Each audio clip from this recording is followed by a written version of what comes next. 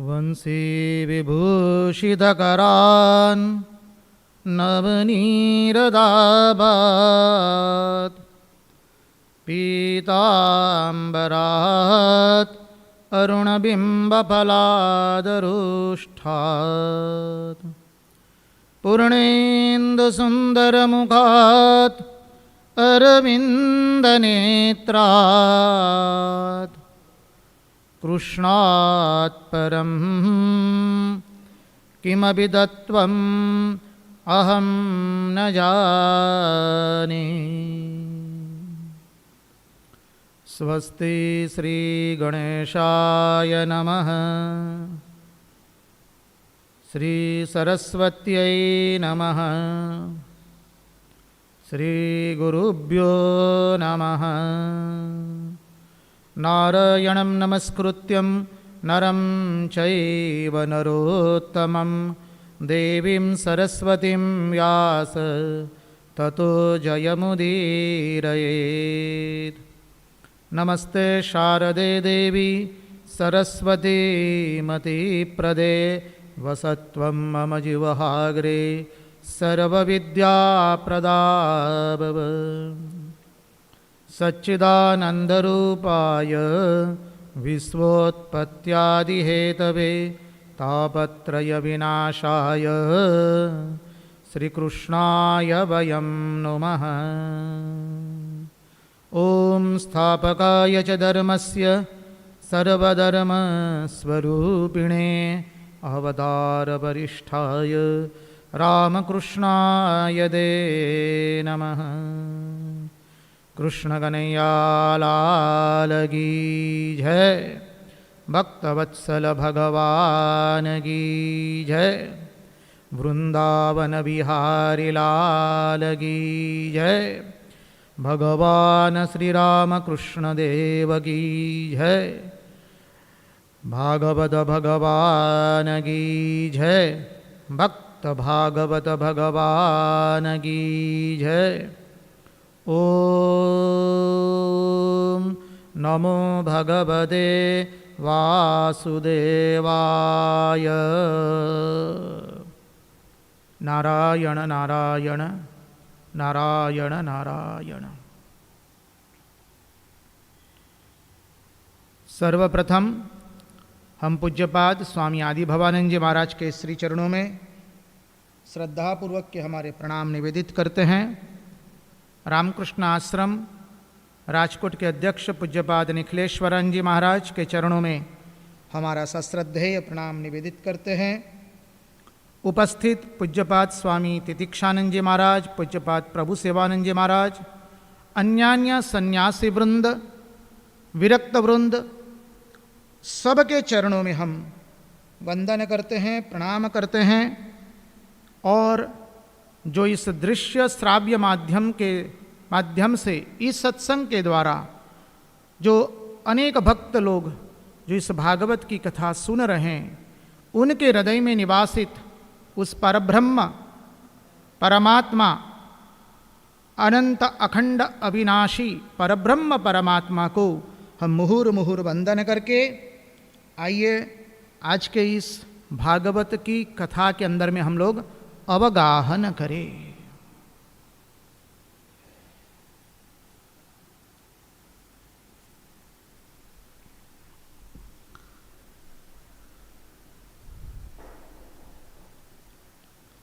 देखिए, श्रीमद् भागवत के अंदर में जो कल हमने देखा, सकल भुवन मध्य निर्धनास्ते पिधन्या निवसति हृदयेषां श्रीहरिर भक्तिरेका हरिरपि निजलोकं सर्वथा तो विहाय प्रविशति हृदयेषां श्रीहरिर भक्तिरेका प्रविशति हृदयेषां भक्तिसूत्रोपनद्धः।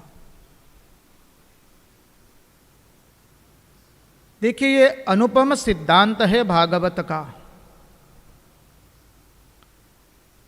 धनवान वही है जिसके हृदय में भगवान के प्रति भक्ति है। और जब भक्त के हृदय के अंदर में भगवान के प्रति भक्ति का उदय होता है, भगवान अपना लोक छोड़ करके आ जाते हैं। भगवान साफ शब्दों में कहते हैं, मैं तो वहीं रहता हूं जहां मेरे भक्त लोग मेरा संकीर्तन करते हैं।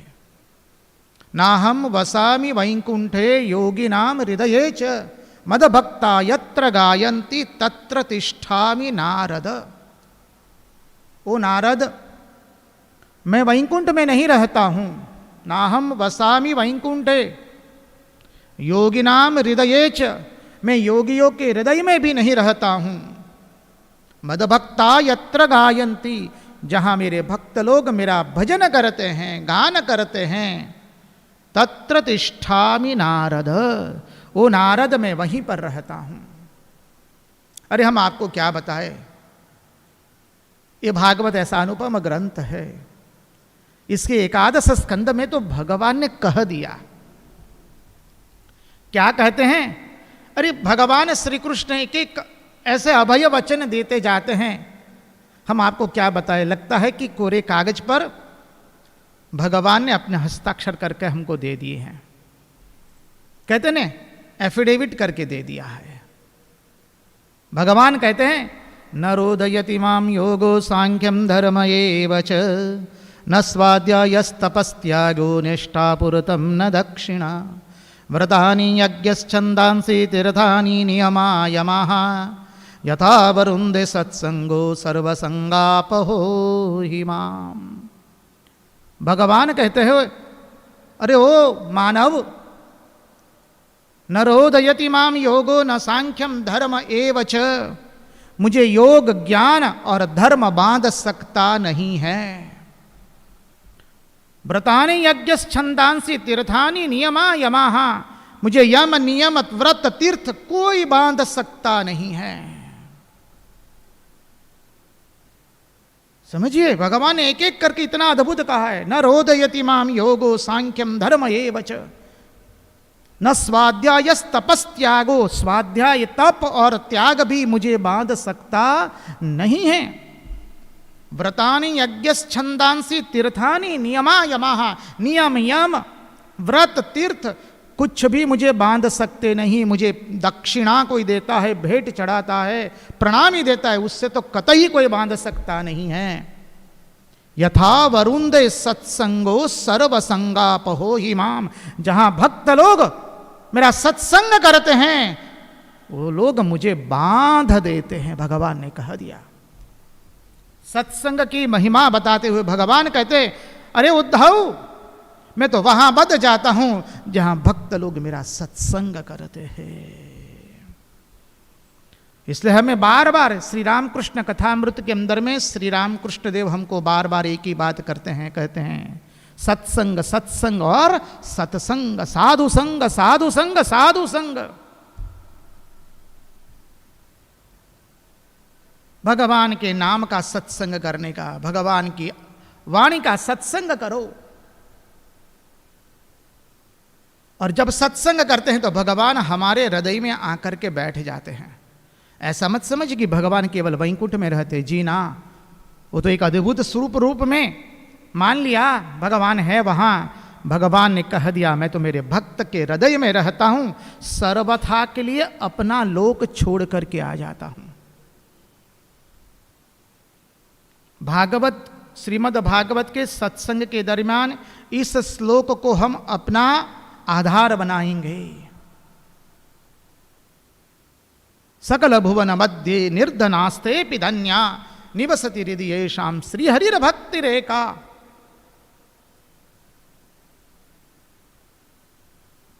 भगवान की भक्ति जब हमारे हृदय में आ जाती है तो हम धनवान हो जाते हैं। और सूत जी, इधर में सूत जी और उधर में सौनक आदि ऋषि हरिद्वार के अंदर में आनंद घाट पर भागवत की महिमा का वर्णन बताते हुए कहते थे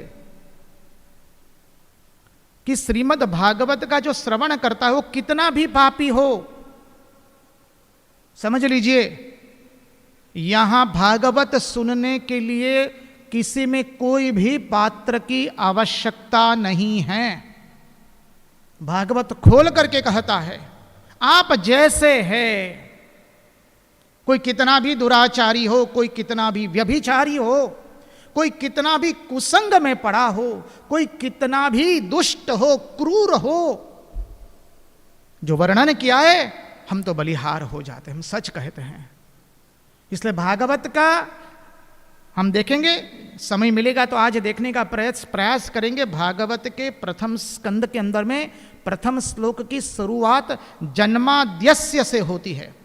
जन्माद्यस्य यतोन्वयादितरतश्चार्थेष्वभिज्ञस्वराट। जन्माद्यस्य ब्रह्म सूत्र का द्वितीय सूत्र है, वो भागवत का प्रथम सूत्र बना है। क्यों? क्योंकि उपनिषद वेद वेदांत का अध्ययन करने के लिए अधिकारी की आवश्यकता है। भागवत कहता है यहां कोई अधिकारी नहीं होना चाहिए, बस तुम जैसे हो आ जाओ, चिंता मत करो हो जीव, तुमने कितने दुराचार किए, कितने व्यभिचार किए, कितने पाप किए, यहां तक कि गौ हत्या ब्राह्मण हत्या भी की है, तो आ जाओ तुमको सर्व पाप से इस भागवत की कथा मुक्त कर देगी। सनक कुमार जब ये बोलते हैं तब गदगद हो गए। कहा कि भाई वेद उपनिषद का पाठ किया, ज्ञान वैराग्य जागृत नहीं हुए, और भागवत की कथा का केवल अभी तो महात्मा ही बता रहे थे, अभी तो आयोजन हुआ है, सब लोग एकत्रित हुए हैं, ज्ञान वैराग्य जागृत होकर के नवचेतनता को प्राप्त हुए। बोले क्यों ऐसा? क्योंकि वेद वेदांत का सार श्रीमद् भागवत में है। अब उसका अर्थ ऐसा नहीं है कि वेद वेदांत के यहां पर कुछ निम्न दृष्टि से गिनी गई है, कतई नहीं। वेद एवं उपनिषदों का सार श्रीमद् भागवत है। अब देख लीजिए,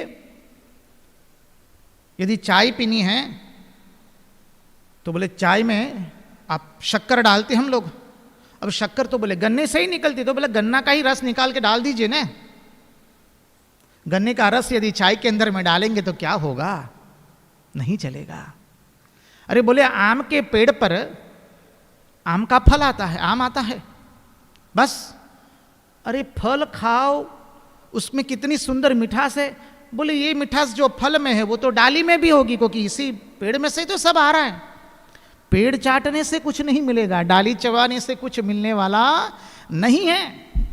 आचार्य सुंदर समझाते, भगवान वेदव्यास ने लिखा है अद्भुत महात्मा के अंदर में। तो श्रीमद् भागवत जो है वो तो वेद उपनिषद का फल है। इसलिए कहा कि निगम कल्प तरोर गलितम फलम शुक मुखात अमृत द्रव संयुतम। आएगा, आज श्लोक लेंगे हम लोग। देखिए, हम लोग बचपन में जब फल खरीदने जाते थे तो नानी कहा करती थी, दादी कहा करती थी, बेटा जिस फल को तोते ने चोंच मारी हो वो फल अत्यंत मीठा होता है, वो फल लेके आना। समझिए, अरे यहां पर तो श्रीमद् भागवत रूप वेद उपनिषदों का फल है, और उसको किसने चोंच मारी है? शुकदेव जी रूपी तोता ने चोंच मारी है। निगम कल्प तरोर गलितम फलितम शुक मुखात अमृत द्रव संयुतम। शुकदेव जी ने अद्भुत चोंच मारी है। कैसे है? बोले जो वेद रूपी कल्प वृक्ष का फल है। भागवत की वर्णना की गई है, भगवान सुखदेव जी पसार हो रहे थे, मध्याह्न था। सुखदेव जी थोड़ी विश्राम के लिए एक पेड़ की निश्रा में बैठ गए। पेड़ की निश्रा में बैठे, विश्राम करके फिर वहां से आगे चलने के लिए प्रस्तुत हो रहे हैं। तो वेद रूपी कल्पवृक्ष था वो, जो पेड़ था वो, और कल्पवृक्ष भगवान शुकदेव जी को हाथ जोड़ के कहते हैं, प्रभु आप हमारी निश्रा में आए, आपने विश्राम किया, हम धन्य धन्य हो गए। प्रभु आप परमहंस है, आप कुछ मांगिए, हमारा हमारी निश्रा में जो आता है वो जो मांगता है वो हम उसे दे देते हैं।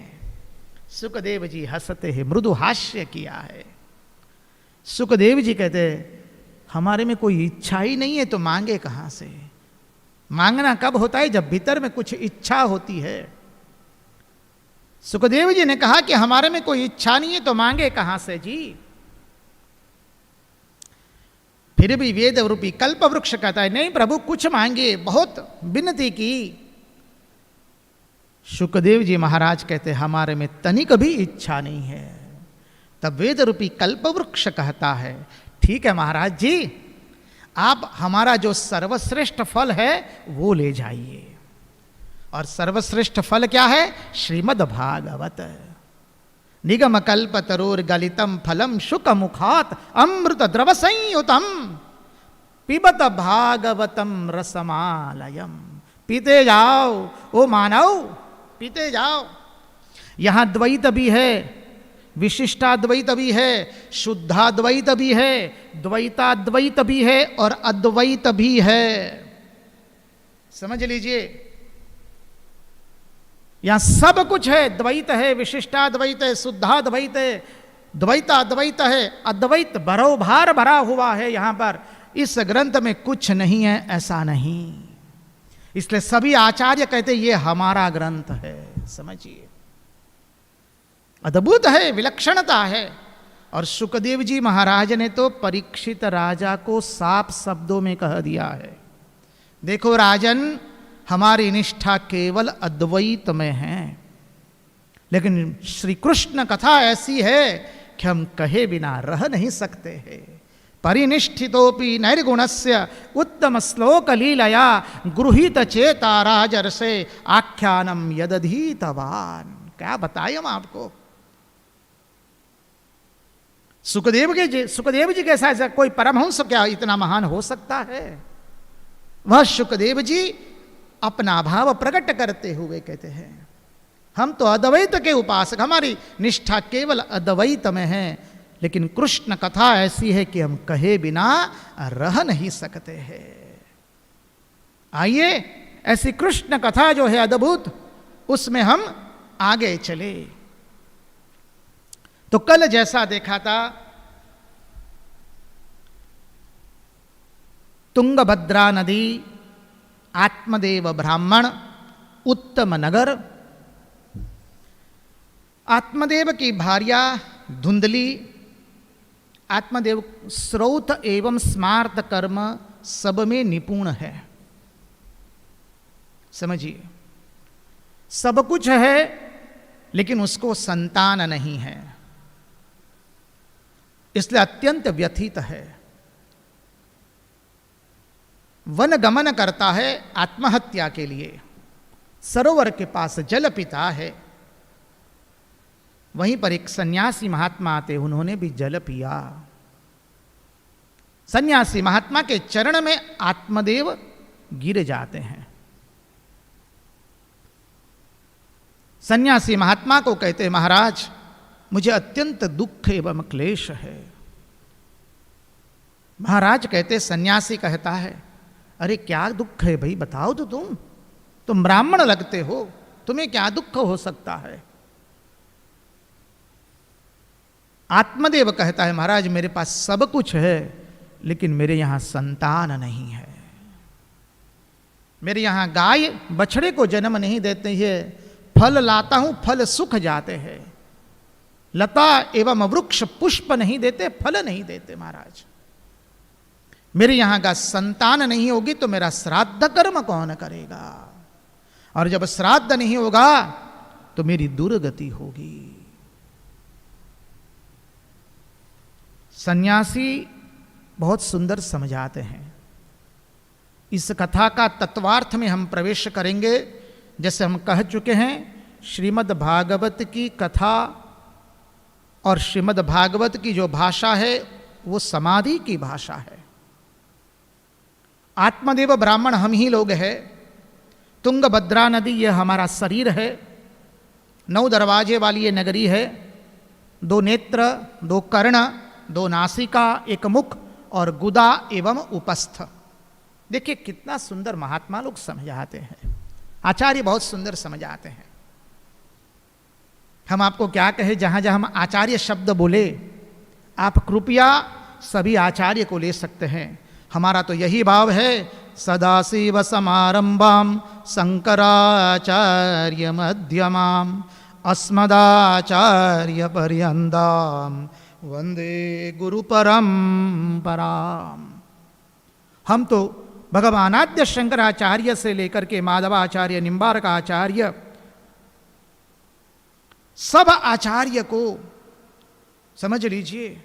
आज तक हमारे गुरु सहित जितने आचार्य हुए हैं, वल्लभाचार्य से लेकर के महाप्रभु चैतन्य से लेकर सभी लोग हमारे आचार्य हैं।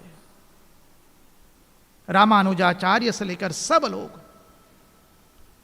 आचार्य सुंदर समझ आते हैं। देखिए इस शरीर के अंदर में जो 7 छिद्र है, 7 दरवाजे, वो ऊपर में है। 2 नेत्र, 2 कर्ण, 2 नासिका 6 और 7वां मुख, और 2 नीचे है लिंग एवं गुदा एवं उपस्थ। फिर भी हमारी जो दृष्टि है, हमारी जो इच्छाएं हैं, वो ऊर्ध्वमुखी नहीं होती है, केवल अधोमुखी ही होती है। देखिए 7 द्वार जो है ऊपर की ओर है, हमारी वृत्ति ऊर्ध्वमुख नहीं होती है, वृत्ति सदैव अधोमुख ही रहती है। इसलिए हम केवल निम्न भोगों में ही मस्त रहना चाहते हैं, जबकि 7 द्वार तो भगवान ने ऊपर की ओर दिए हैं। ये ऐसी सुंदर नव द्वारे पुरे देही, ऐसी सुंदर देह में हमको मानव देह मिला है। भगवान आद्य शंकराचार्य ने कहा, कितने जन्म के पश्चात, कितने जन्मों के पुण्य के पश्चात मनुष्यत्वम मुमुक्षत्वम महापुरुष संश्रय दुर्लभम त्रयमेतत् दैवानुग्रह कारिणम। मनुष्यत्वम मुमुक्षत्वम महापुरुष संश्रय, ये 3 अत्यंत दुर्लभ है।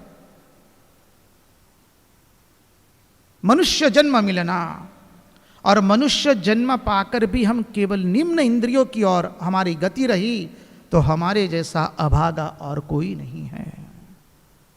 भागवत में प्रत्येक प्रसंग के अंदर में इसी बात पर पुनः पुनः जोर दिया गया कि वो मानव, तुम अपनी इच्छाओं को ऊर्ध्व गति प्रदान करो।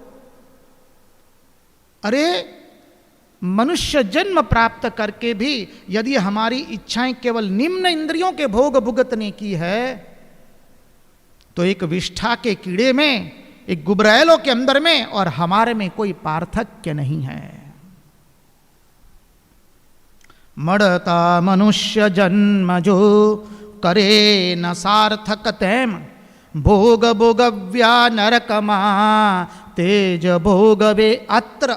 रंगवदूत महाराज लिखते हैं, मनुष्य जन्म पाकर के भी हमने केवल निम्न इंद्रियों के भोगों को ही हमारा उद्देश्य बनाया, तो जो भोग हमने नरक में भोगे। अरे नरक क्या है?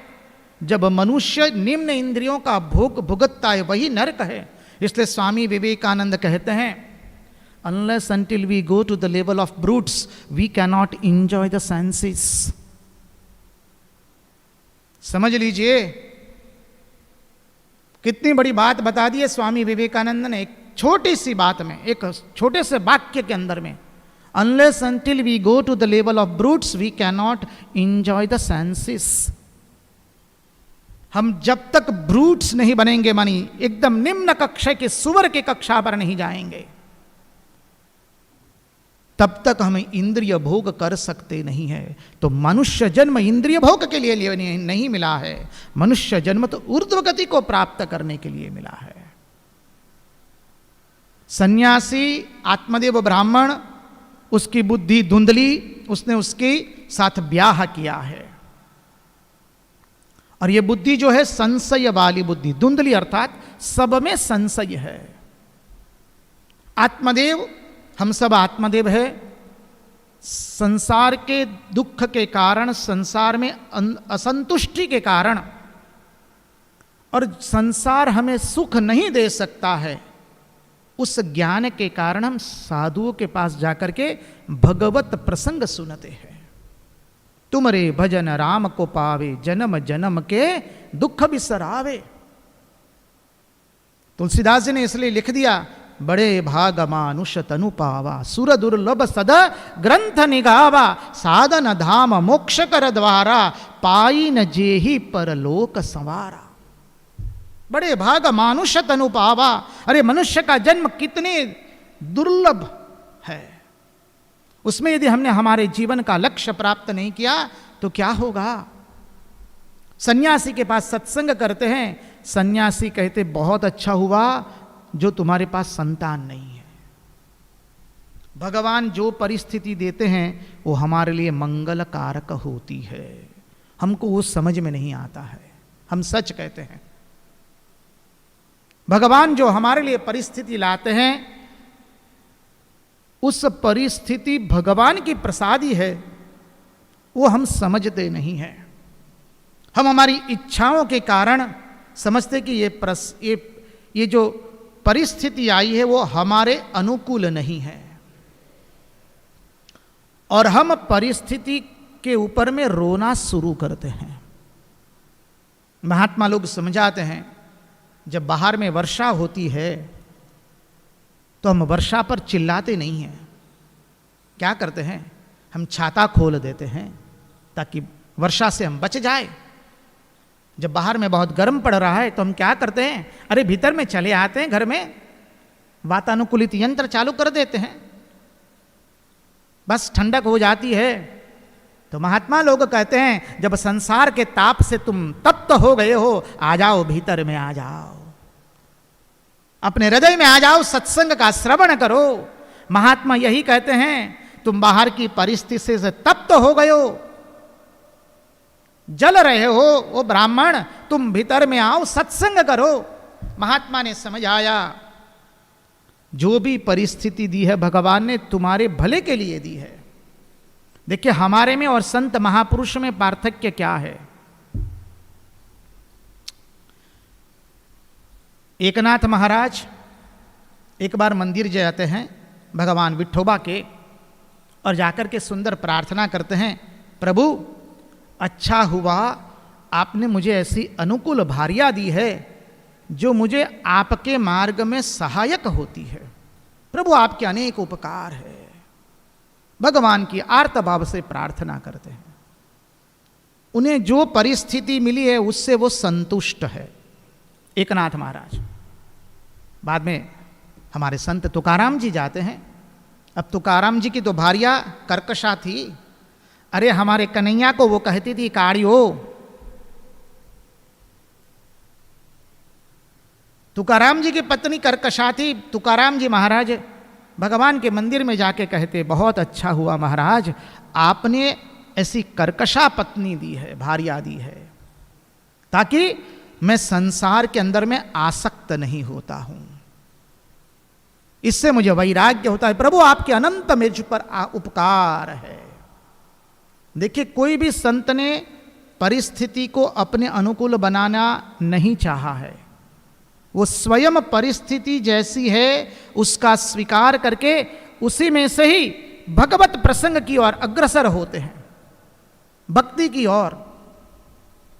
और उसके बाद आते हैं नरसैया, हमारा नरसिंह मेहता आए और उसने क्या कहा, बलु थयु भागी जंजाड़ बजीसु सूखे श्री गोपाल। नरसिंह के सब मर गए, पत्नी मर गई, पुत्र मर गया, पुत्री भी मर गई। भगवान नरसिंह कहता है, बहुत अच्छा हुआ भगवान सब मर गए, अब बहुत अच्छा हुआ, मैं निश्चिंत होकर भगवान आपका भजन कर पाऊंगा। दृष्टि कहां है देखिए भगवान की ओर। बलु थयु भागी जंजाड़ बजीसु सूखे श्री गोपाल। हमारे रामकृष्ण मठ मिशन के अंदर में श्री रामकृष्ण देव के अंतरंग सन्यासी शिष्य थे स्वामी शिवानंद जी महाराज, जिनको हम महापुरुष महाराज के नाम से जानते हैं। बेलूड़ मठ में परमाध्यक्ष के रूप में विराजित थे, संघ अध्यक्ष के रूप में।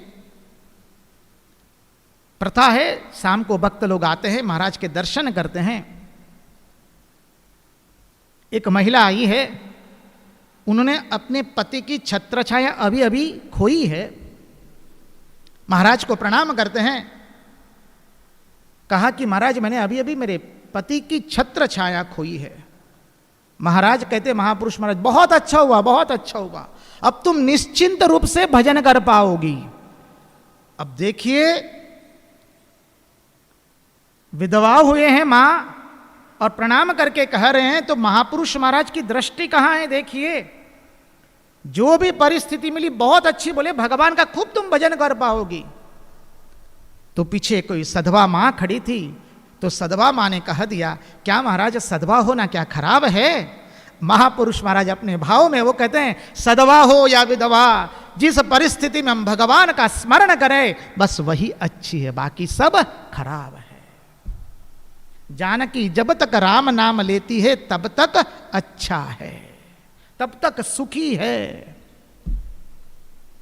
समझिए, सन्यासी ने उपदेश दिया।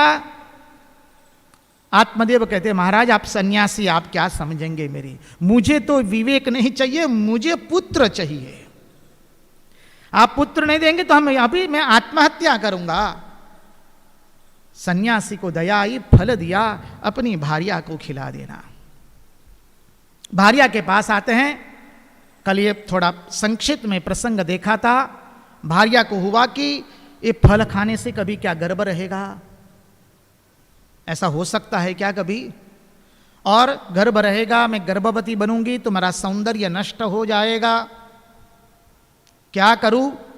अपनी बहन के साथ उसने विचार विमर्श किया। बहन ने कहा, मैं गर्भवती हूं, मेरी संतान मैं तुम्हें दे दूंगी चुपकी से, और तुम गर्भवती होने का ढोंग कर लो। बोले बहुत अच्छा विचार है। और बोले ये फल का क्या करे? बोले गैया को खिला दो। बस गैया को खिला दिया। अब देखिए, बहन के वहां जो पुत्र हुआ था, चुपकी से उसको धुंधली के पास भिजवा दिया, और धुंधली ने उसको देख के कहा कि मेरा नाम धुंधली और तुम्हारा नाम आज से धुंधुकारी। उसका नाम दिया धुंधुकारी। अब महात्मा का प्रसाद है, महात्मा के आशीर्वाद कभी विफल नहीं जाएंगे।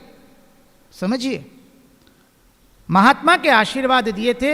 गैया को जो फल खिला दिया था, तो गैया ने मनुष्य को जन्म दिया, और उसके कर्ण जो थे वो गाय के जैसे कर्ण थे, इसलिए उसका नाम पड़ा गोकर्ण। गोकर्ण का अर्थ समझिए, गो अर्थात गाय, गुणार्थ में जाए तो जो अपने कर्ण से केवल तत्व संबंधी, भगवत संबंधी उपनिषद और वेदांत का केवल श्रवण करता है, उसका नाम है गोकर्ण। इसलिए कालक्रम जाते जाते गोकर्ण सदाचार सन्निष्ठ ब्राह्मण हुआ, और कालक्रम जाते जाते धुंधुकारी, चोर, लंपट एवं व्यभिचारी बना। समझिए, देखिए, महात्मा का पहले उपदेश नहीं माना तो अब क्या दुर्गति होगी। धुंधुकारी अपने माता पिता को मारने लगा, माता पिता की सब संपत्ति लूट ली उसने। अब गोकर्ण जो था वो तो सदाचार सन्निष्ठ ब्राह्मण था, आत्मदेव से रहा नहीं गया, दुख हो गया। और आत्मदेव कहता है, अरे इससे तो संतान नहीं थी वो अच्छा था। महात्मा ने पहले ही कहा था उनको कि देखो भाई, भगवान ने तुम्हारे पर कृपा की है, संतान नहीं है, बहुत अच्छा है। नहीं माने, आज क्या दुर्दशा हुई। अब आत्मदेव से रहा नहीं जाता है। उसका विवेक जागृत हुआ, क्योंकि वो श्रौत एवं स्मार्त कर्म में निपुण था, प्रवीण था, और अपने पुत्र के पास आता है। देखिए, अब पिता पुत्र के पास आते हैं। अध्यात्म में समझ लीजिए, भागवत में ऐसे अद्भुत अद्भुत प्रसंग आएंगे। माँ अपने संतान के पास जाती है, पिता अपने पुत्र के पास जाकर के अध्यात्म का उपदेश ले रहे हैं। अध्यात्म में संबंध नहीं देखा जाता है, वय नहीं देखी जाती है। अध्यात्म में केवल जो ज्ञान में वरिष्ठ है, जिसका जीवन उपदेशों के अनुसार है, वही श्रेष्ठ गिना गया है। हमारे रामकृष्ण मठ मिशन के संघाध्यक्ष हो गए स्वामी माधवानंद जी महाराज। उनको एक बार किसी सन्यासी ने प्रश्न किया, अच्छा महाराज, वरिष्ठ सन्यासी जिसे अंग्रेजी में कहते हैं लोग सीनियर स्वामी जी, वरिष्ठ स्वामी जी, इस सीनियर और जूनियर इसका अर्थ क्या होता है? माधवानंद जी ने तुरंत कह दिया, जो ईश्वर के समीप है वो वरिष्ठ है, बाकी सब कोई वरिष्ठ नहीं है। आज यह आत्मदेव ब्राह्मण अपने पुत्र गोकर्ण के पास आता है और गोकर्ण को कहता है, गोकर्ण, मैं अत्यंत व्यथित हो गया हूं, मुझे उपदेश करो। और अद्भुत उपदेश किया है गोकर्ण ने। उसको गोकर्ण गीता के रूप में जाना जाता है। 2 श्लोक की गीता, अद्भुत गीता है। अरे वो जीवन जीने का भाथा है। देहे स्थिमान सरुदिरे विमति त्यजत्वम जाया सुतादिषु सदा ममतां विमुञ्च पश्यानिशं जगदिदं क्षणभंगनिष्ठं वैराग्य रागरसिको भव भक्तिनिष्ठः। क्या अद्भुत बताया। देहे स्थिमान सरुदिरे विमति त्यजत्वम। पिताजी, इस शरीर के प्रति, देह अस्थि और मांस मज्जा के प्रति आपको जो आसक्ति है उसका त्याग कीजिए। इस देह को जो आप मैं और मेरा, ये मोह होने के कारण आपके अंदर में यह अज्ञान आया है। ये शरीर मैं हूं और ये मेरा है, इस भावना का सदंतर त्याग कीजिए। देह स्थिमान सरुदिरे विमति त्यजत्वम। समझिए, स्वामी विवेकानंद हमें बार बार कहते हैं, वाई डू वी सफर? हम दुख क्यों भुगतते हैं? Because of ignorance. अज्ञान के कारण हम दुख भुगतते हैं। और अज्ञान क्या है? यही अज्ञान है। इस हाड़ मांस के पिंजर को हमने मैं मान लिया और मेरा, मैं और मेरा, यही अज्ञान है। हूं अने मारू नाख छेदी। रंगदूत महाराज कहते हैं, प्रभु मेरे में ये जो है मैं पना की भावना और ये मेरा, उसका आप छेदन कर दीजिए। देहस्तिमान सरुदिरे विमति त्यजत्वम जाया सुतादिषु ममता सदाम विमुंच। पिताजी, अपने भार्या, अपनी पत्नी, संतान, परिवारजन, संबंधी जनों के पर से आपने जो ममता रखी है, उस ममता का अभी त्याग कीजिए। देखिए, हमारा शास्त्र 2 चीज बताता है, प्रवृत्ति एवं निवृत्ति। प्रवृत्ति आवश्यक है। जीवन के एक कालखंड तक हम में प्रवृत्ति होनी ही चाहिए। वो प्रवृत्ति करते करते हमें निवृत्ति की ओर जाना है। वेदांत का बहुत सुंदर उपदेश है। वो मानव ध्यान से हम उसका श्रवण करें। देखिए, जब हम लोग अपने शयन कक्ष में से बाहर आते हैं तो शयन करते थे, शयन कक्ष में से बाहर आए, भोर हुई, बाहर निकले, अपने रसोई घर में आते हैं, वहाँ जलपान करते हैं। व्यक्ति जलपान करता है, बाद में अपना घर छोड़ करके वो बाहर जाता है। कार्य के कारण वो बाहर जाता है, धंधा है, नौकरी है, जो भी है, एक शहर से दूसरे शहर वो जाता है, एक जगह से दूसरी जगह वो जाता है। उसने प्रवृत्ति शुरू की। शयन में था तब निवृत्ति थी, शयन का त्याग किया, प्रवृत्ति आरंभ हुई। शयन खंड में से रसोई खंड में आया, जलपान किया और घर से बाहर निकल करके वो प्रवृत्ति में मग्न हुआ। संध्या होते ही रात्रि होती है, वो व्यक्ति पुनः घर लौट आता है, घर पुनः वापस आता है। वो आता है, रसोई घर में भोजन लेता है, वापस शयन खंड में जाता है और विश्राम लेता है। दूसरे दिन वो तभी स्वस्थ होकर के कार्य कर सकता है जब उसने रात्रि में पूर्ण मात्रा में विश्राम लिया है। हमारा जीवन हमको बताता है प्रवृत्ति एवं निवृत्ति। जीवन के एक कालखंड तक प्रवृत्ति अत्यंत आवश्यक है, होनी ही चाहिए हमारे जीवन में। 25 वर्ष से लेकर के 55 तक के जो समय है, 50-55 तक का, वो प्रवृत्ति का है। उसमें हमने संसार का विस्तार किया, अनेकों मित्र बनाए, स्वजन बनाए, आत्मीय जन बनाए, प्रियजन बनाए। और वो प्रवृत्ति ऐसी करनी है कि प्रवृत्ति करते करते निवृत्ति आवे। प्रवृत्ति करते करते यदि निवृत्ति नहीं आती है तो प्रवृत्ति हमने गलत तरीके से की है। शास्त्र, गुरु और भगवान किसी की शर्म रखते नहीं है। प्रवृत्ति करनी है अवश्य, लेकिन प्रवृत्ति कैसी करनी है? निवृत्ति आए ऐसी। देखिए रामकृष्ण कथामृत के अंदर में मास्टर महाशय महेंद्रनाथ गुप्त जब प्रथम बार दक्षिणेश्वर जाते हैं, एक सिद्धू नाम की व्यक्ति उनको ले जाती है वहां पर। देखिए कितना सुंदर वर्णन किया है। कहते हैं अरे गंगा जी कल कल करके बह रही है, जैसे गंगा जी के किनारे शुकदेव जी भागवत कथा कह रहे हैं।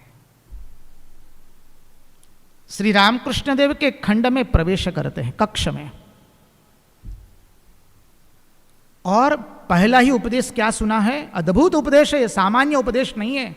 श्री रामकृष्ण देव की उक्ति को गलती से सामान्य मत लीजिए। बाहर से वो बहुत सरल दिखाई देती है, जितना उसके गूढ़ार्थ में हम प्रवेश करेंगे वेदांत के अनुपम सिद्धांत हमें मिलेंगे। श्री रामकृष्ण देव कहते हैं संध्या का लय गायत्री में होता है, गायत्री का लय ओमकार में होता है। यही बता दिया, प्रवृत्ति से निवृत्ति बताइए श्री रामकृष्ण देव ने।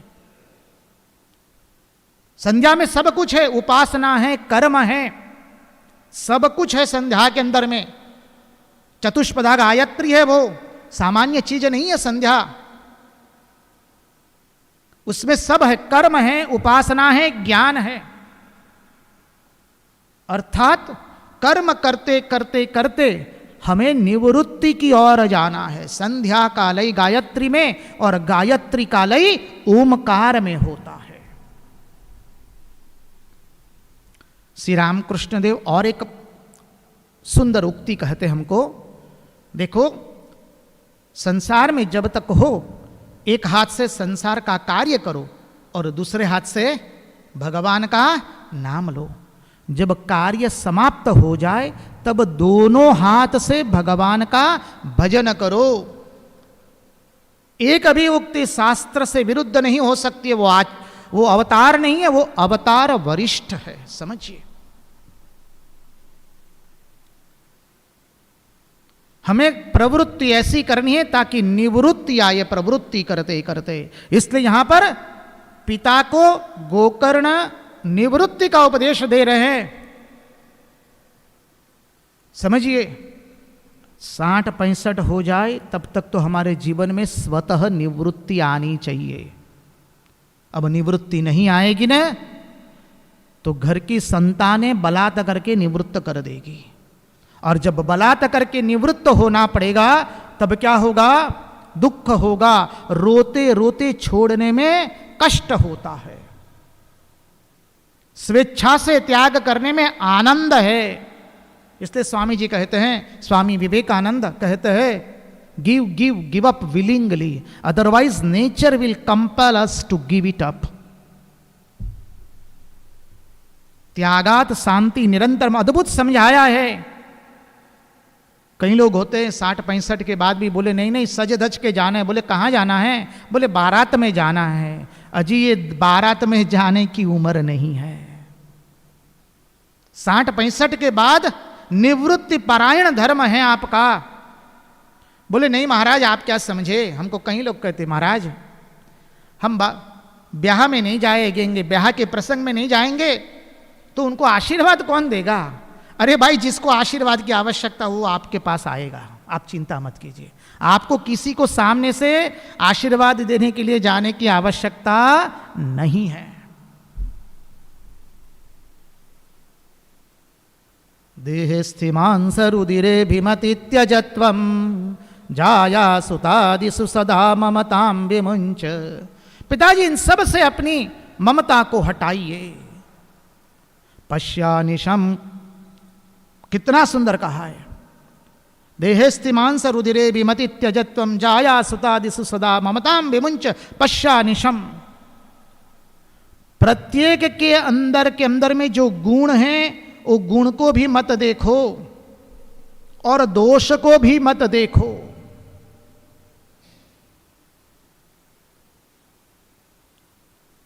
अद्भुत प्रसंग करते हैं यहां पर।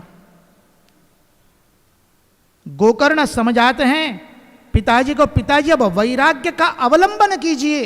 बहुत हुआ इस संसार के अंदर में, अपने ममता एवं मोह के कारण बहुत कार्य किए, बहुत विस्तार किया आपने। अभी अपने आप को आप समेटिए और समेट करके वैराग्य राग रसिको भव भक्ति निष्ठ, वैराग्य का अवलंबन करके। प्रभु कितना सुंदर कहते पिताजी, आप अपने स्व के अंदर में स्थित हो जाइए।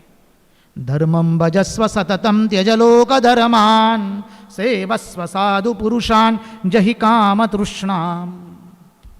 धर्मस्व, अपने स्वधर्म का पालन करिए। धर्मम भजस्व सततम त्यज लोक धर्मान, लोक धर्म का त्याग कीजिए। धर्म का त्याग मानी स्वधर्म का त्याग नहीं है, ध्यान दीजिए इस पर। लोक धर्म का त्याग, ब्याह में जाना, मित्रों से मिलना जुलना, सांसारिक प्रसंगों में आनंद लेना, वो लोक धर्म है। उस लोक धर्म का त्याग कीजिए पिताजी।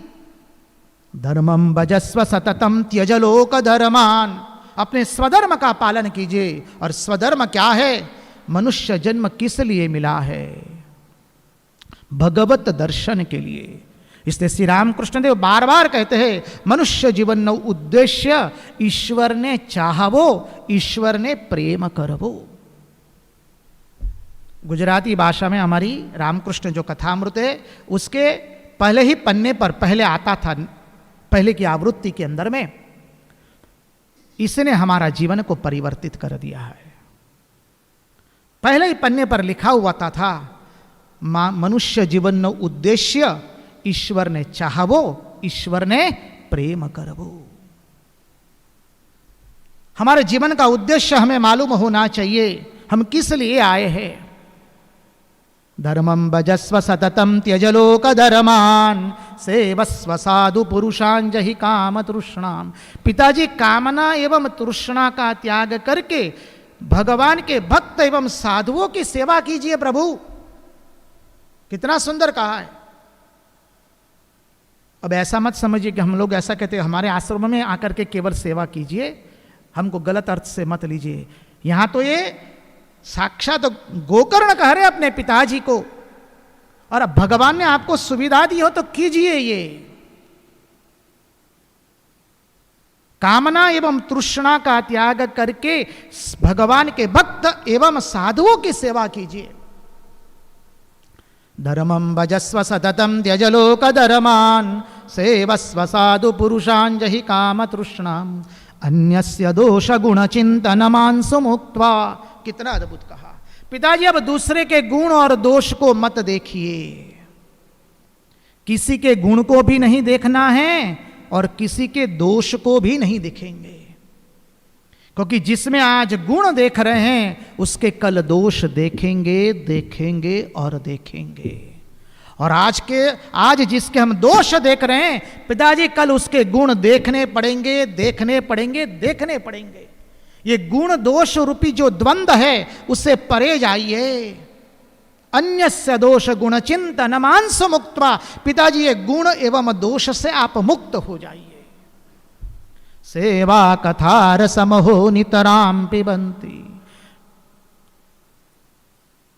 भगवान की सेवा कीजिए, भगवान की कथा कीजिए, वही एक कार्य करना है अब इस उम्र में, निवृत्ति परायण में, धर्म में।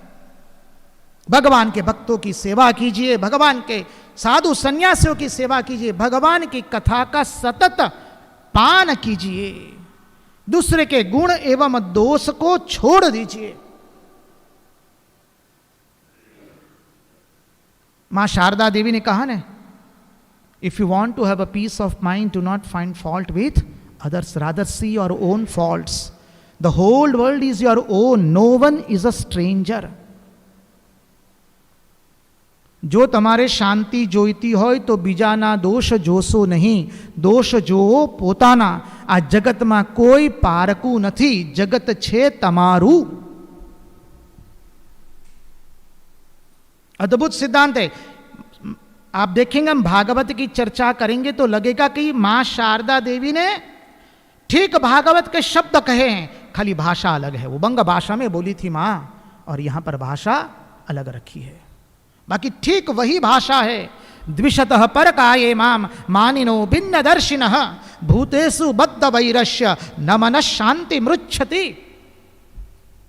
कपिलोपाख्यान में आता है, कपिल भगवान माता देवहूति को जब उपदेश दे रहे तब कह रहे हैं, हम दूसरे के गुण और दूसरे के दोष कब देखते हैं? जब दूसरे को हमारे स्वयं से हम भिन्न समझते हैं, परिच्छिन्न समझते हैं, तब हम दूसरे के गुण और दोष देखते हैं। इसलिए माँ ने जो कहा कि बेटा यदि शांति चाहो तो किसी के दोष मत देखो, दोष देखो स्वयं के, ये तो समझ में आता है। इस वाक्य का अर्थ दूसरी पंक्ति में है, इस जगत में कोई पराया नहीं है, जगत है तुम्हारा अपना। अद्वैत की धरातल पर खड़े रह करके मां शारदा ये शब्द बोली है। क्या है? जगत तुम्हारा अपना है, अर्थात इसमें कोई पराया नहीं है। पराया नहीं अर्थात हम ही हैं, अत्र तत्र सर्वत्र केवल। इस सिद्धांत को समझने के लिए थोड़ी वेदांत के अंदर में प्रविष्ट हो जाए। देखिए, मृत्तिका से हम लोग भिन्न भिन्न बर्तन बनाते हैं। मृत्तिका से घड़ा बनाया, अरे मृत्तिका से तवा बनाया, मृत्तिका से प्याला बनाया, समझिए, और मृत्तिका से चिमटा बनाया। अब ये सब बर्तन जो है मृत्तिका से निर्मित हुए हैं, घड़ा, चिमटा, तवा, ये सब। अब आप कहेंगे कि ये सब बर्तन जो है वो मृत्तिका से भिन्न है, कहेंगे? कतई नहीं। केवल मृत्तिका का आकार अलग अलग है। घड़े में कोई अलग आकार है, चिमटे में कोई अलग आकार है, तवे के अंदर में कोई अलग आकार है तो केवल मृत्तिका ही। दूसरे दृष्टांत से देखने का प्रयास करें। हमें क्षमा कीजिए यदि ज्यादा तत्वार्थ हो जाएगा तो क्षमा प्रार्थी है, लेकिन ये हमारी रीति रहेगी। पहले केवल दर्शन ही दर्शन था और हम लोग दर्शन के माध्यम से ही श्रीमद् भागवत का चिंतन करने का प्रयास करेंगे। देखिए, हम लोग मिठाई की दुकान में चले गए। अब मिठाई के दुकान के अंदर में अनेकों मिठाइयाँ रखी है, उसके आकार अलग अलग है। कोई गोल रंग, कोई गोल है, कोई चौरस है, कोई लंब चौरस है, कोई षटकोण है, कोई अष्टकोण है। सबके रंग अलग अलग है। कोई सफेद रंग की है, कोई लाल रंग की, कोई पीले रंग की, कोई नीले रंग की। लेकिन ये सब मिठाइयाँ जो है उसके नाम भी अलग अलग है। और ये सब मिठाइयाँ केवल मावे से बनी है। तो बताइए, मिठाइयाँ अलग है कि एक है? मिठाइयाँ एक ही है, क्योंकि सब मिठाइयों के अंदर में जो मसाला है वो एक ही है, मूल तत्व एक ही है। जैसे मृत्तिका से ही भिन्न भिन्न बर्तन बने थे, वैसे ही मावे से ही भिन्न भिन्न मिठाइयां बनी हैं। तो मिठाइयों के रंग, आकार एवं नाम से वो अलग नहीं हैं, उसके मूल तत्व से। उसी तरह से इस सृष्टि में जो हम भिन्न भिन्न मनुष्य दिखाई देते हैं, उनके आकार रंग सब अलग अलग है। अरे किसी का रंग ऐसा है, किसी का रंग दूसरा है, कोई पशु है, कोई पक्षी है, कोई कीट है, कोई स्थावर है, कोई जंगम है, उससे कुछ अलग नहीं है। सबके अंदर में मसाला तो एक ही है। सब वही एक तत्व के भिन्न भिन्न स्वरूप, भिन्न भिन्न नाम और भिन्न भिन्न रूप दिए गए हैं। इसलिए तो कहा हर देश में तू, हर वेश में तू, तेरे नाम अनेक तू एक ही है। सागर से उठा बादल बनकर, बादल से गिरा जल होकर, फिर नहर बना नदिया गहरी, तेरे भिन्न प्रकार तू एक ही है। हर देश में तू, हर वेश में तू, तेरे नाम अनेक तू एक ही है। रंगवदूत महाराज ने कह दिया, बरयू जा त्या प्रभु तारू अनुपम रूप है अवधूत। प्रभु जहां जहां तुम्हारे रूप है वो केवल भिन्न भिन्न रूप है। बरयू जा त्या प्रभु तारू अनुपम रूप है अवधूत। वने योगी थई वसतो, जगे भोगी समो भमतो, कदी रोगी समो रड़तो, अगम लीला करी अवधूत। खुनीना खंजरो मातू, प्रियाना चुंबनो मातू, हरे हरि गर्जना मातू, रहो पिक कुंजने अवधूत। प्रभु जहां कहीं पर मैं देखूं केवल तुम्हारा ही रूप है। खूनी के खंजर में भी तुम हो, प्रिया के चुंबनों में भी तुम हो प्रभु। वन में योगी की तरह तुम ही हो, जगत में भोगी की तरह भी तुम ही हो। केवल जहां कहीं पर भी मैं देखता हूं तुम्हारे सिवा और कुछ है ही नहीं, केवल तुम ही तुम हो। सर्व में नारायण का दर्शन, अद्भुत तत्व आएगा। श्री रामकृष्ण देव की जीवनी से देखने का प्रयास करेंगे आगे। आज यहीं पर इसको तत्व को समेट लेते हैं। इसलिए कहा अन्यस्य दोष गुण चिंतन मांसु मुक्त्वा। पिताजी किसी के दोष और गुण का चिंतन मत कीजिए। सेवा कथा रसमहो नितराम पिबंत्वी। सेवा कथा और उसके अंदर में अपने जीवन को यापित कीजिए। गोकर्ण से अद्भुत गीता प्राप्त करके आत्मदेव गंगा जी के किनारे चले जाते हैं। वहां भागवत के 10वें स्कंद का पारायण करते करते उनको मुक्ति प्रदान हो गई, समझिए। और जो धुंधली थी उसकी क्या दुर्गति हुई? वो अपने पुत्र के त्रास से इतनी त्रस्त हो गई कि उसने कुएं में पड़ करके आत्महत्या कर ली। और इधर धुंधुकारी जो था वो गणिकाओं के जाल में फंस गया। उसने 5 गणिकाओं को अपने घर ले आया। ये धुंधुकारी जीव ही है, वासनामय जीव वो धुंधुकारी है। 5 गणिकाओं को लेकर गया। वो 5 गणिकाएं कौन हैं? शब्द, स्पर्श, रूप, रस और गंध, ये 5 गणिकाएं हैं। ये मनुष्य को हरदम नचाती है। देखिए, शब्द के पीछे हरिण पागल है तो हरिण का शिकार करता है पारधी। बिगुल बजाता है पहले पेड़ की आड़ास में। हरिण उसके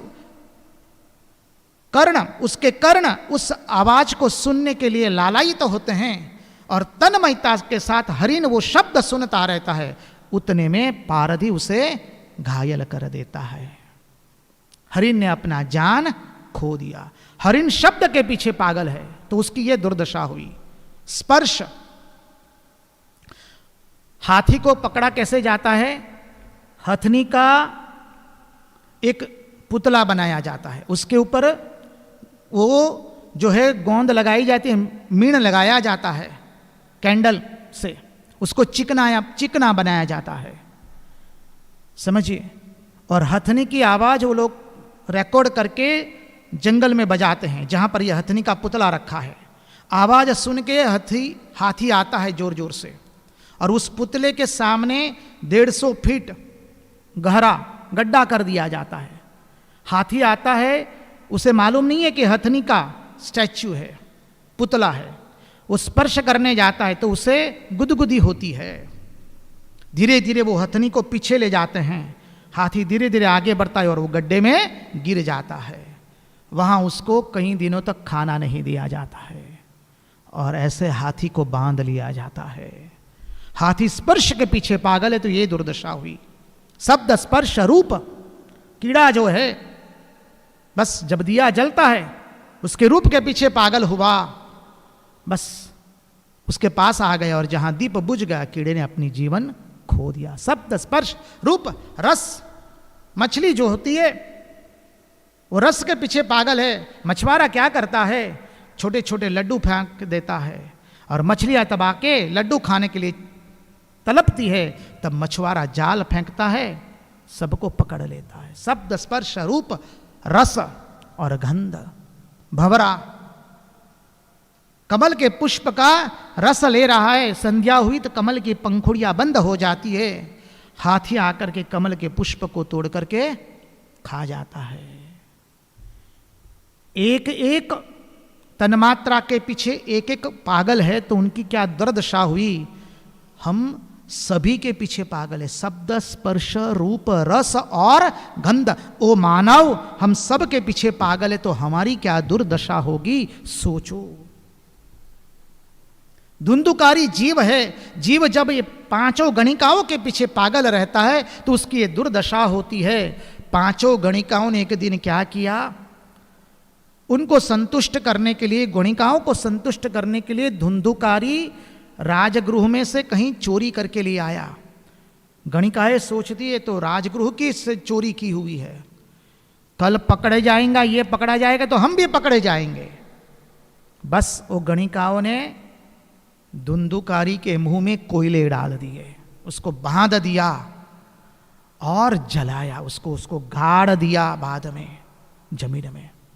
वो आवाज ना करे इसलिए उसके मुंह में जलते हुए कोयले डाल दिए और उसको जमीन में गाड़ दिया। जो ये पंच तन्मात्राओं के पीछे रहता है, पंच तन्मात्राएं क्या उसकी दुर्दशा करती है, ओ मानव तुम सुनो, ये हम सब के लिए है। और फिर वो मृत्यु को ग्रसित हो गया। अब गोकर्ण एक दिन बैठे थे, उतने में से किसी की रोने की आवाज आती है। गोकर्ण देखता है कौन है, अगल बगल में तो कोई दिखाई नहीं देता है। गोकर्ण कहते भाई तुम कौन हो, तुम जो भी हो मेरे सामने आओ। तो अशरीरी आवाज आती है, कहती कि देखो गोकर्ण मैं तुम्हारा भाई हूं, धुंधुकारी, मैं प्रेत बना हूं। गोकर्ण कहते तुम प्रेत कैसे हो सकते हो, कि मैंने तुम्हारे लिए तो गया में जाकर के श्राद्ध किया है। तब धुंधुकारी कहता है कि भैया तुम कितना भी श्राद्ध करो, मैंने इतने पाप कर्म किए हैं कि श्राद्ध से मुझे मुक्ति मिलने वाली नहीं है। यहां पर आपको एक नम्र निवेदन से बता दे, श्राद्ध कर्म अत्यंत वैज्ञानिक कर्म है। श्राद्ध कर्म करने चाहिए, श्री रामकृष्ण देव ने अपने जीवन से दिखाया है। अवतार है, अवतार कुछ तोड़ने नहीं आते हैं, अवतार जोड़ने के लिए आते हैं। आप कहेंगे महाराज कैसे होगा, अरे किसी के लिए हम यहां श्राद्ध करें और उसको वहां पर प्राप्ति होगी। आज के वैज्ञानिक जमाने में स्वामी जी ये सब बातें जजती नहीं है। हंसी आती है जब मनुष्य के मुंह से ये बात सुनते हैं। देखिए हमारी सनातन वैदिक धर्म की एक भी परंपरा ऐसी नहीं है जो गलत हो। इतने हजारों साल से हमारे पुरखों ने जो परंपरा बताई और हम कुछ किताबें पढ़ ली विज्ञान की और अपने आप को वैज्ञानिक समझ करके, वैज्ञानिक युग के समझ करके हम परंपराओं को तोड़ दें। आइए हम आप जिसको विज्ञान कहते हैं उसी परंपरा से समझने का प्रयास करें। इस श्राद्ध कर्म कितना वैज्ञानिक पद्धति से है। देखिए आज के इस यांत्रिक युग के अंदर में आप अपने मोबाइल में कुछ बटन दबाइए तो आपके मोबाइल में से पैसा कहीं हजारों किलोमीटर दूर व्यक्ति है उसके खाते में जमा हो जाता है। आप यहां पर बटन दबाते हैं कंप्यूटर के अंदर में, अमेरिका में बैठे हुए आपके स्वजन को पैसा मिल जाता है, वो वहां से यहां पैसा भेज देते हैं। यहां से बैठे बैठे आप बड़ी बड़ी किताबें, पैसा, सब कुछ भेज सकते हैं। जब ये फिजिकल वर्ल्ड में मानी भौतिक जगत में ये संभव है, so we are talking about metaphysical world, remember. तो हम तो अभौतिकी जगत की बात करते हैं जो भौतिक जगत से ऊपर का जगत है। यहां तो यह संभव अवश्य है, समझिए। इसलिए जब श्राद्ध कर्म किया जाता है तो जो लिंग शरीर होता है उसको सब कुछ मिलता है। कई बार देखेंगे किसी मनुष्य के जीवन में अचानक कितनी सारी समस्याएं होती हैं, उसका समाधान हो जाता है। अचानक लक्ष्मी की प्राप्ति हो जाती है, अचानक कोर्ट में फंसा हुआ केस का निराकरण हो जाता है, अचानक कई ऐसी परिस्थिति आ जाती है, सब परिस्थितियां सानुकूल हो जाती है। कैसे? तो पूर्व जन्म में जब आप मरे थे, आपके जो अभी लोग हैं वंश वाले अभी श्राद्ध कर रहे हैं, आपका श्राद्ध कर्म से मिलता है। शास्त्र, संत एवं भगवान कोई परंपरा नहीं तोड़ते हैं। परंपरा तोड़े वो अवतार नहीं होता है, समझिए। आचारः प्रथमो धर्म, इसलिए भगवान आद्य शंकराचार्य कहते हैं परंपरा तोड़े वो आचार्य नहीं, परंपरा तोड़े वो अवतार नहीं। लिख लीजिए इसको। श्राद्ध कर्म अत्यंत वैज्ञानिक ढंग से श्री रामकृष्ण देव ने अपनी मां का श्राद्ध करवाया है, मां शारदा देवी से, क्योंकि वो खुद तो जल का संचय तक नहीं कर सकते और वो खुद सन्यासी है, लेकिन करवाया है। परंपरा नहीं तोड़ी है श्री रामकृष्ण देव ने एक भी। तो गोकर्ण ने कहा भैया मैंने तो तुम्हारे लिए श्राद्ध किया गया के अंदर में, फिर भी तुम्हारी क्यों हुई दुर्गति? बोले श्राद्ध करने से मेरी सदगति नहीं होने वाली। देखिए श्राद्ध करने से मुक्ति नहीं मिलती, हाँ ये भी समझ लीजिए। श्राद्ध कर्म करने से मुक्ति नहीं मिलेगी। मुक्ति तो जीव को अपने जब मनुष्य जन्म में जो उसने शुभ कर्म किए हैं, भगवान नाम स्मरण लिया है, सदाचार सन्निष्ठ होकर के शुभ कर्म बहुजन हिताय, बहुजन हित सुखाय के लिए निस्वार्थ भाव से जो सेवा कर्म किए हैं, उसी से उसको मुक्ति मिलती है। भगवान के नाम श्रवण से, भगवान की कथा सुनने से मुक्ति मिलती है। श्राद्ध से किसी को मुक्ति नहीं मिलती है। श्राद्ध से क्या होता है, जो जीव जिस योनि में है वहां उसकी जो पाप भुगतने की जो मात्रा है वो थोड़ी कम हो जाएगी। उसको कुछ परिबल ऐसे होंगे जो उसको सानुकूल बन जाएंगे, इससे अधिक कुछ नहीं, मुक्ति नहीं होती है। अब क्या किया जाए? धुंधुकारी कहते हैं तुम ऐसा कोई उपाय निकालो जिससे मेरी मुक्ति हो। मैंने बहुत पाप कर्म किए हैं, मैं भुगत रहा हूं। गोकर्ण कहता है चिंता मत करो, कल मैं सूर्यनारायण भगवान से प्रार्थना करके तुम्हारी मुक्ति का उपाय ढूंढूंगा। सूर्यनारायण को प्रार्थना करता है, जावा कुसुम संकाशम काश्यपेयम महाद्युतिम द्वांतारिम सर्व पापग्नम प्रणतोस्मि दिवाकरम ओम द्राम सूर्याय नमः करके हम लोग सुबह में भगवान सूर्यनारायण को वंदन करते हैं। सूर्यनारायण भगवान की प्रार्थना की। सूर्यनारायण भगवान ने आदेश दिया कि तुम भागवत की 7 दिन की कथा करो, जीव की मुक्ति हो जाएगी। गोकर्ण ने अपने गांव में 7 दिन की सुंदर भागवत कथा का आयोजन किया सबको निमंत्रण दिया, सब लोग आए, धुंधुकारी भी आया। धुंधुकारी के लिए बांस गाड़ा गया। बांस का अर्थ समझिए, बांस में 7 गांठें होती है। काम, क्रोध, लोभ, मोह, मद, मात्सर्य एवं अविद्या, ये 7 गांठें बांस में होती है। धुंधुकारी बांस में प्रविष्ट होकर के भागवत की कथा सुनता है। एक एक दिन एक एक गांठ छुटती जाती है। और धुंधुकारी ने सुनने के जैसे रीति से सुना है, श्रवण किया, मनन किया और निधिध्यासन किया है। 7वें दिन जब भागवत की कथा पूर्ण होती है, उस बांस में से एक अद्भुत व्यक्ति निकलता है। जैसे विष्णुदूत लोग आए हैं, और विष्णुदूत आए भी विमान लेकर के, समझिए, धुंधुकारी को लेने के लिए। अभी वो तो भगवान का दूत बन गया है, गले में माला है, पीतांबर पहना है, अद्भुत रूप है। धुंधुकारी पुनः पुनः प्रणाम करता है अपने गोकर्ण भाई को, भैया तुम्हारे कारण आज मुझे मुक्ति मिल गई, मैं वैकुंठ में जा रहा हूं। धुंधुकारी कहते हैं मेरी मुक्ति हो गई, भागवत सुन करके मुझे मुक्ति मिली है। अब गोकर्ण कहते हैं वैकुंठ में से जो भगवान के पार्षद आए थे उनको कहते हैं, हे विष्णुदूत, हमें समझ में आया कि धुंधुकारी ने भागवत सुनी और उसको मुक्ति मिल गई, आप उसे वैकुंठ में ले जा रहे हैं, हम आपको वंदन करते हैं। लेकिन अनेक ग्रामवासियों ने भागवत की कथा सुनी, आपके यहां क्या पैरवी चलती है क्या किसी की? इन सब ने भागवत की कथा सुनी तो इनको क्यों वैकुंठ में नहीं ले जा रहे हैं?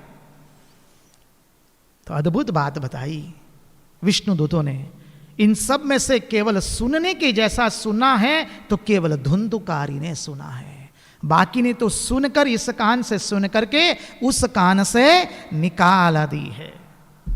अपने यहां कहते ने, तेरा तुझको अर्पण क्या लागे मेरा। बस सुनने के लिए 3 शर्त है, चित्त की एकाग्रता, हृदय की निर्मलता और मनन। इस तरह से केवल धुंधुकारी ने ही कथा सुनी है, बाकी ने तो केवल यहां पर तन से बैठे हैं, मन से बैठे नहीं है। और धुंधुकारी को लेकर के वो लोग वैकुंठ में गए। अब सब ग्रामवासी कहते हैं, नहीं, हम फिर से तुम भागवत की कथा करो गोकर्ण, हम सब लोग श्रवण मनन एवं निधिध्यासन से चित्त की एकाग्रता करके हम भागवत की कथा सुनेंगे, कृपा करके फिर से सुनाओ। समझिए, गोकर्ण ने फिर से भागवत कथा का आयोजन किया। और जब अंतिम दिन हुआ, वैकुंठ में भगवान सबको ले जाते हैं। बोलो कृष्ण कन्हैया लाल की जय। प्रत्येक जीव को मुक्ति मिल गई। यहां पर तो आचार्य बताते हैं भागवत के 3 अधिभूत, अधिदैव एवं अध्यात्म भाग। समझिए, अधिभूत है गोकर्ण ने भागवत की कथा करके ग्रामवासी समाज की मुक्ति करवा दी, ये अधिभूत है। अधिदैव क्या है? आत्मदेव ब्राह्मण भागवत का पाठ करके उसको मुक्ति मिल गई।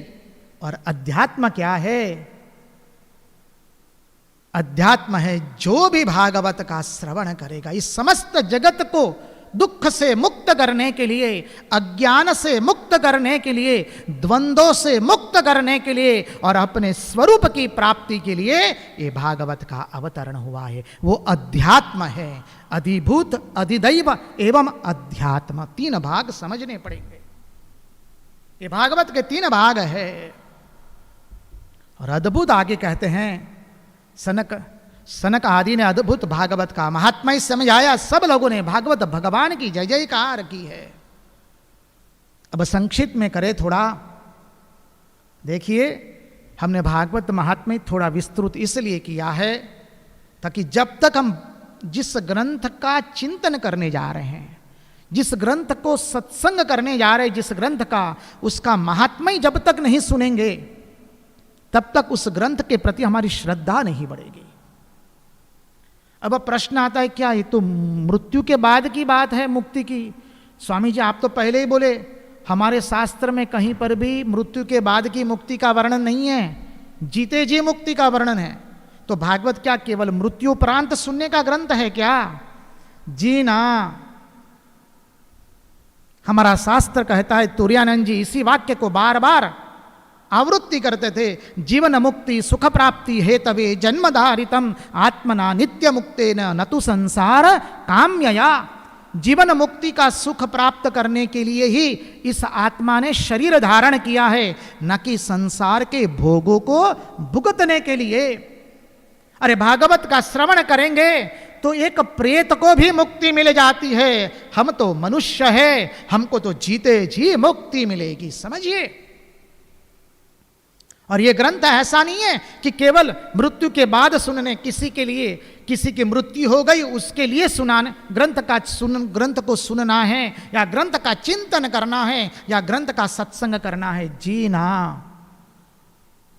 जिस जीव को दुख से मुक्ति चाहिए, सुख से मुक्ति चाहिए, द्वंद्व से मुक्ति चाहिए, जिसको अपने परमार्थ के रास्ते पर चलकर अपने जीवन की उद्देश्य की पूर्ति करनी है, आओ आओ वो सभी, वो मानव सब लोग आओ, पापी तापी दुखी जो कुछ भी है, आप संत महात्मा सब लोग भागवत में आते हैं और सबको जीते जी ये मुक्ति मिलती है, राग द्वेष से मुक्ति मिलती है। समझिए, मुक्ति का अर्थ समझिए।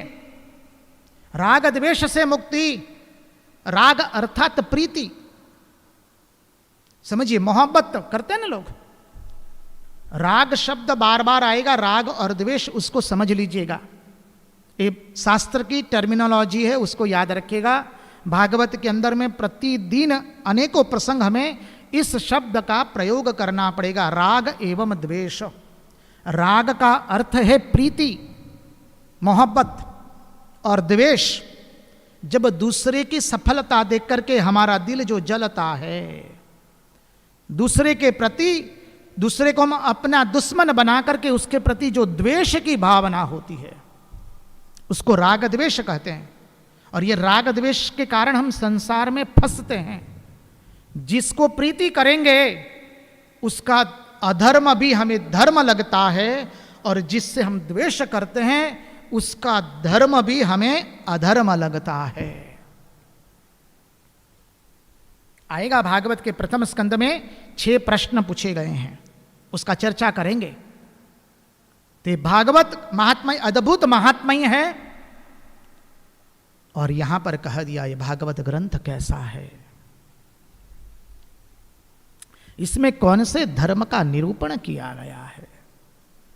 धर्मः प्रोञ्जित कैतवोऽत्र परमो निरमत्सराणां सतां वेद्यं वास्तवमत्र वस्तु शिवदं तापत्रयन् मूलनम्। श्रीमद्भागवते महामुनिकृते किं वा परैरीश्वरः सद्योरिद्यवरुद्येत् प्रकृतिभिः शुश्रूषुभिस्तत्क्षणात्। आहा, धर्मः प्रोञ्जित कैतवोऽत्र परमो निर्मत्सराणां सताम्। इसमें जो धर्म का निरूपण किया गया है उसमें तनिक भी कपट धर्म नहीं है। कपट धर्म यानी तुम ये करो तो तुमको ये भोग की प्राप्ति हो जाएगी, ऐसा धर्म यहां निरूपण किया गया नहीं है। वो मानव कान खोल करके सुन लो, कहता है भागवत।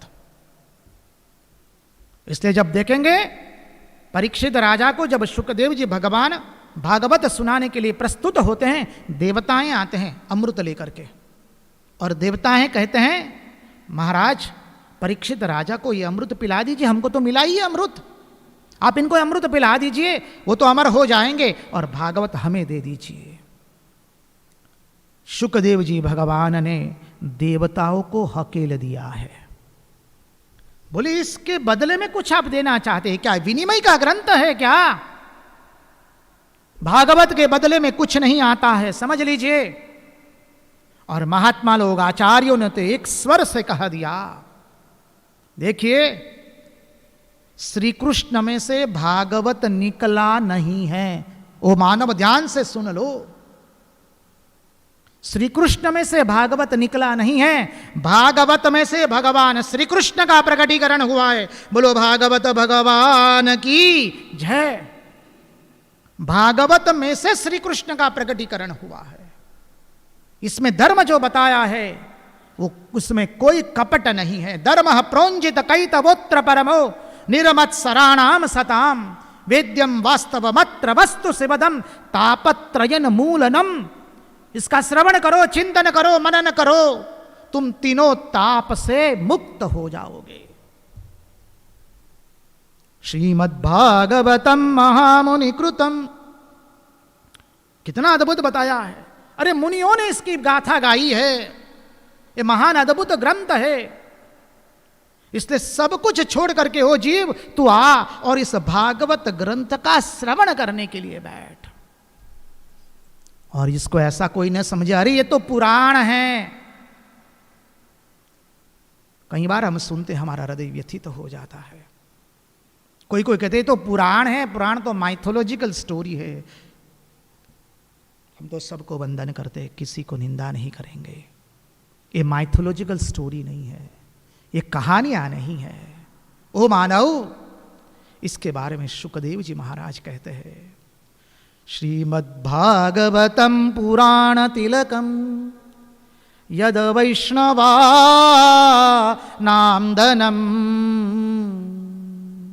यस्मिन् पारमहंस्यमेव ममलम ज्ञानं परं गीयते। यत्र ज्ञान विराग भक्ति सहितं नैष्कर्म्यमा विष्कृतम् सद्योरिद्यवरुध्यत्र कृतभि शुश्रूषुभिस्तत्क्षणात् तच्छृण्वन् प्रबढन् विचारणपरो भक्त्या विमुच्येन्नरः। श्रीमद् भागवतम पुराण तिलकम, पुराणों में यह तिलक है। अब पुराण क्या है उसका सामान्य अर्थ हमने कल देखा था। जो पुराना होते हुए भी नए समाज में जो समस्या है उसका समाधान करे वो पुराण है। वो सरल अर्थ है। गंभीर अर्थ में जाएंगे तो पुराण तो वेद से भी पुराने हैं, समझ लीजिए। आचार्य एक स्वर में कहते हैं, ब्रह्मा जी को जब वेद ज्ञान होना था उसके पहले उन्होंने पुराण जो भरे थे उनको बाहर निकाला है चतुष्मुखी ब्रह्मा ने, समझिए।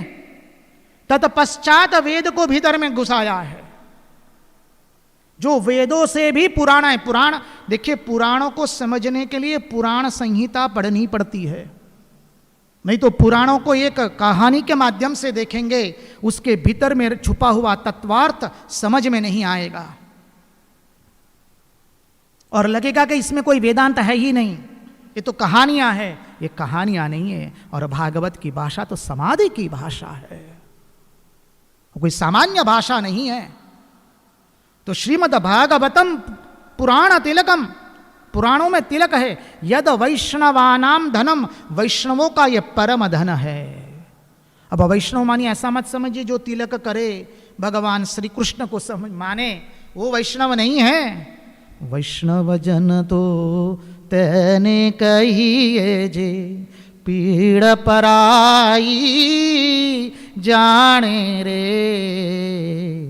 पर दुखे उपकार करे तो ये मन अभिमान नव आने रे।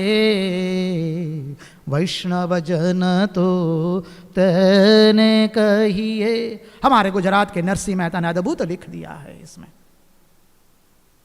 वैष्णव किसे कहते समझ लीजिए। और फिर कहा है यद वैष्णवानाम धनम, वैष्णवों का ये परम धन है। अरे परमहंसों की ये संहिता है, ये सामान्य नहीं है, परमहंसों की संहिता है। और जिसमें ज्ञान वैराग्य भारोभार भरा हुआ है। यस्मिन् पारमहंस से मेव ममलम ज्ञानम परम गीयते। तच्छृणवन् प्रपठन् विचारण परो भक्त्या विमुच्ये नरः। ओ